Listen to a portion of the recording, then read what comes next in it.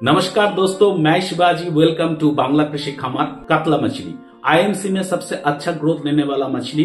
और हम लोग कुछ टाइम मन में इच्छा ये रहता है कि कातला को सिंगल पाला जाए, यानी कि सिर्फ कातला को हम पालन करें, क्योंकि इसका मार्केट वैल्यू अच्छा है। 2-3 केजी के ऊपर मछली अगर बना पाएंगे शॉर्ट टाइम में तो हमारा मुनाफा बहुत अच्छा होगा।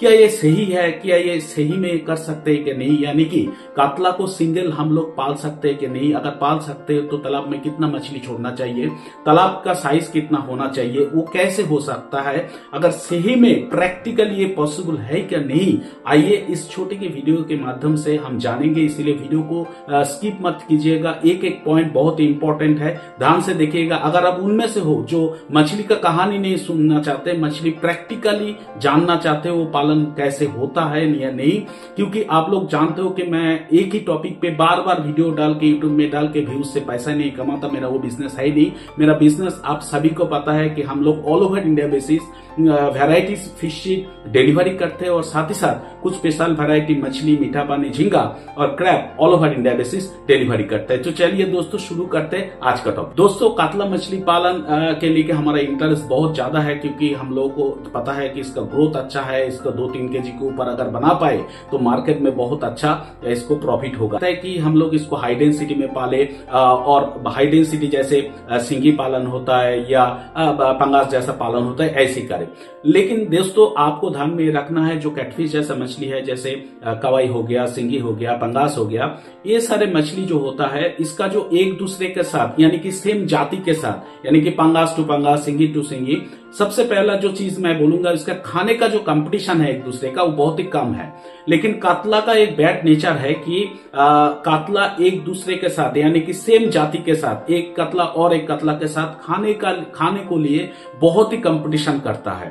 और ऊपर से अगर देखा गया तो खाने का अगर कंपटीशन हो तो आपका तालाब का जो बैलेंस यानी कि जो छोटा बड़ा हो जाने का जो बैलेंस वो इधर उधर हो जाएगा मछली पालन में। इसीलिए वो जो हाई डेंसिटी में हम लोग पढ़ते हैं पंगास, सिंगी वगैरह, उसका कोई प्रॉब्लम नहीं आते और लेकिन कतला को आता है। दूसरी बात क्या है कि कतला को अगर जैसे सिंगी पंगास हो गया, इसको हम सिर्फ बाहर का खाना यानी कि प्लांकटन छोड़ के, प्लांकटन के ऊपर ध्यान ना देके भी सिर्फ बाहर का खाना, कमर्शियल खाना हम लोग देके इसको आराम से पाल सकते हैं। लेकिन कतला में प्रॉब्लम क्या है, कतला के लिए आपको प्लांकटन देना जरूरी है और प्लांकटन में से सबसे ज्यादा प्लांकटन वो जो लेता है वो है जू प्लांकटन। जू प्लांकटन के ऊपर कतला का बहुत ज्यादा इंटरेस्ट है। इंटरेस्ट इतना है कि कतला ऊपर में रहते हुए भी वो 3, 4, 5 फीट भी नीचे जाके जू प्लांकटन खा लेते हैं। अगर आप सिर्फ कोशिश कर रहे हो कि कतला के लिए सिर्फ बाहर का खाना ही दे और प्लांकटन के ऊपर ध्यान नहीं रखे तो आपको कतला पालन ठीक तरीके से नहीं हो सकता भाई साहब, ठीक है ना। मैं बार बार बात कर रहा हूं कि कमर्शियल फार्मिंग के लिए, यानी कि अगर आप चाहते कि कतला को 2-3 केजी साइज करके कम समय में बेचे, तो अगर 500-600 ग्राम कतला करना है तो ये वीडियो उनके लिए नहीं है, ठीक है ना। तो जैसे मैंने बताया कि कतला के लिए अगर प्लांकटन के ऊपर ध्यान देना है, आप बोलेंगे ठीक है भाई प्लांकटन के ऊपर आप बोल रहे हो तो प्लांकटन हम बढ़ा देंगे। लेकिन प्लांकटन अगर बढ़ाएंगे ना तो इसको फाइटोप्लैंक्टन के ऊपर ज्यादा कुछ इंटरेस्ट है नहीं। अगर आप जू प्लांकटन के बढ़ाने में चक्कर में जाएंगे तो फाइटोप्लैंक्टन भी साथ में आपको देना पड़ेगा जू प्लांकटन को ठीक रखने के लिए। उसमें क्या होगा, अगर कोई भी मछली आपका तालाब में नहीं है, सिर्फ कतला है, तो वो कतला से जू प्लांकटन खा के आपको फाइटोप्लैंक्टन बहुत ही कम लेगा और प्लांकटन बूम होने का बहुत ज्यादा चांसेस है। जी हाँ दोस्तों, ये तो हो गया एक बात। तो आपको अगर बैलेंस करना है तो आपको दूसरा मछली साथ में छोड़ना ही है। कतला हम लोग जानते हैं तालाब का ऊपर हिस्सा में रहता है। उसका एक भी और रीजन है ग्रोथ होने का, क्योंकि उसको ऑक्सीजन बहुत अच्छा मिलता है। ऑक्सीजन अच्छा मिलना मतलब वो उसका जो मेटाबॉलिक ऑर्डर यानी कि जो हजमे होने का जो शक्ति है वो उसका अच्छा है मतलब उसका ग्रोथ भी अच्छा होगा। लेकिन सिर्फ ऊपर में ही रहता है और हम छोटा तालाब में अगर पाल दिया तो उसका जो सिर्फ मेटाबॉलिज्म ऑर्डर तो ऑक्सीजन के ऊपर डिपेंडेंट नहीं, वो फिजिकल एक्सरसाइज भी उसके लिए जरूरत है।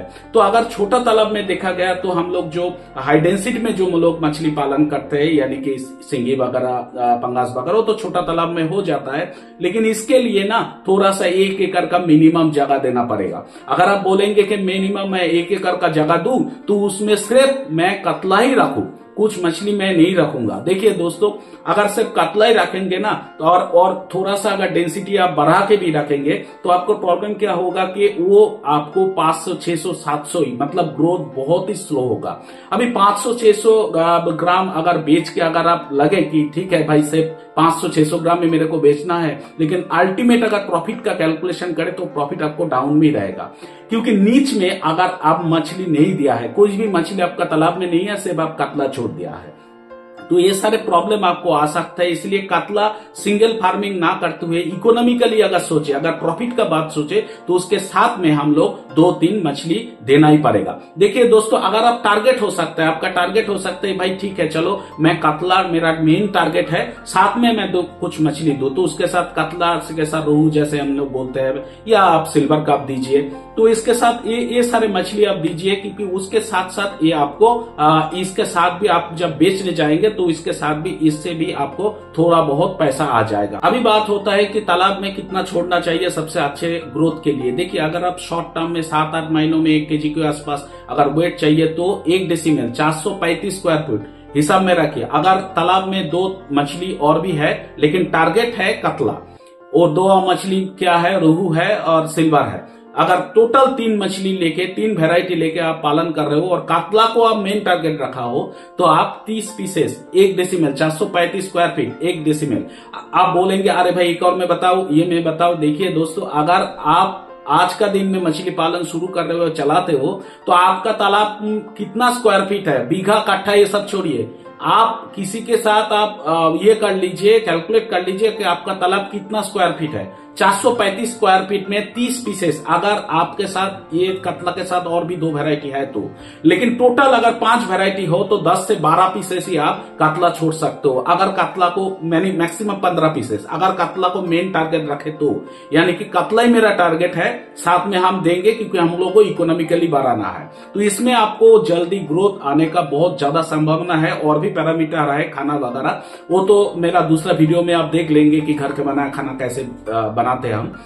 तो अल्टीमेट क्या हुआ रिजल्ट के कतला को हम सिंगल नहीं पाल सकते, अगर पालेंगे तो आपको ग्रोथ ठीक तरीके से नहीं मिलेगा। मछली का जो तालाब का जो एनवायरमेंट है वो इधर उधर होने का संभावना है। अगर आप चाहते हो 500-600 ग्राम कतला हम बेचेंगे तो आप करो, कोई दिक्कत नहीं है। 3 से 4,000 पीसेस आप 1 एकड़ का हिसाब से डाल दो, कोई दिक्कत नहीं है।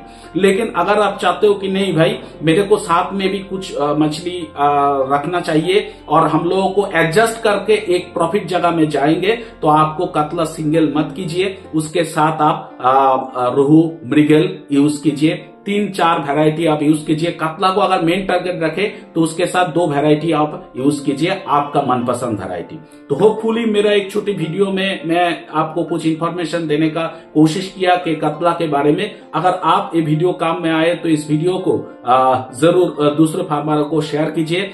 नेक्स्ट वीडियो में मिलते हैं कुछ नया और इन्वेंटिव टॉपिक के ऊपर। आज के लिए इतना ही। सब अच्छे रहिए, सुस्त रहिए। नमस्कार।